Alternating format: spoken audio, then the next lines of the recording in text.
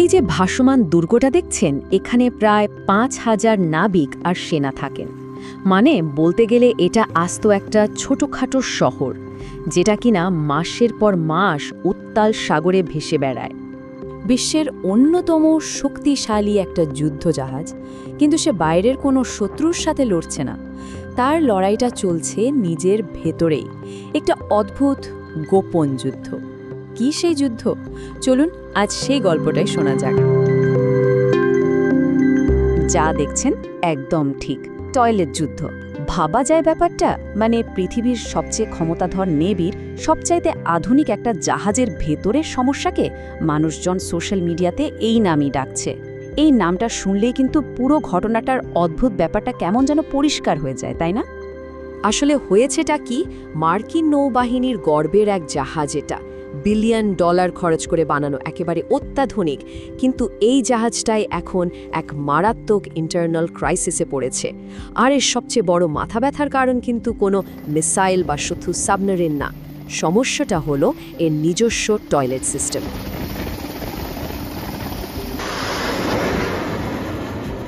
একবার শুধু চিন্তা করুন যে জাহাজের আলোচনার কেন্দ্রে থাকার কথা ছিল তার ফাইটার জেট বা মিলিটারি স্ট্র্যাটেজি নিয়ে, সেই জাহাজের হেডলাইন হচ্ছে তার নষ্ট হয়ে যাওয়া স্যানিটেশন সিস্টেম।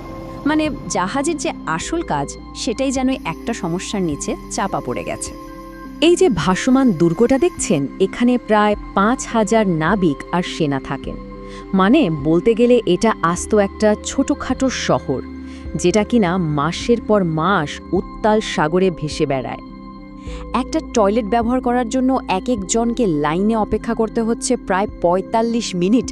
ভাবুন একবার, এটা তো শুধু ভোগান্তি না, এটা ওই নাবিকদের জন্য রীতিমতো একটা মেন্টাল প্রেশার।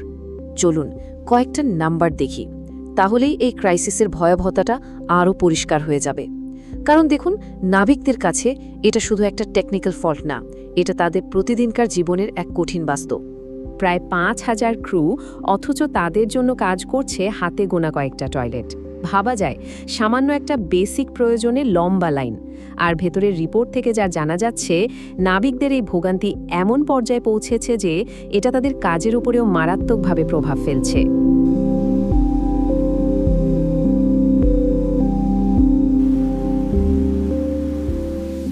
কিন্তু আসল প্রশ্নটা তো অন্য জায়গায়।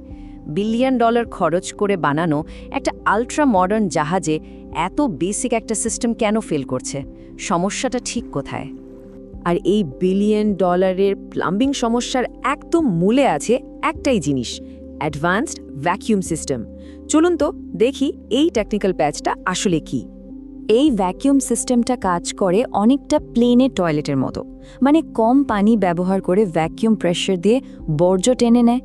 থিওরিটিক্যালি এটা কিন্তু দারুণ একটা প্রযুক্তি, আধুনিক যুদ্ধজাহাজের জন্য তো একদম পারফেক্ট। কিন্তু বাস্তবে দেখা গেল এই সিস্টেমটা প্রয়োজনের থেকে অনেক বেশি কমপ্লিকেটেড। আর এখানেই হচ্ছে সবচেয়ে বড় সমস্যাটা। সিস্টেমটা এতটাই জটিল যে সাগরের মাঝখানে এটা সারানো প্রায় অসম্ভব। এটা ঠিক করতে হলে পুরো জাহাজকে ডকইয়ার্ডে ফিরে আসতে হয়। এর মানে কি দাঁড়ালো? একবার সমস্যা শুরু হলে পুরো মেশিনের বাকি সময়টা নাবিকদের এই অসহ ভোগান্তি নিয়েই কাটাতে হবে।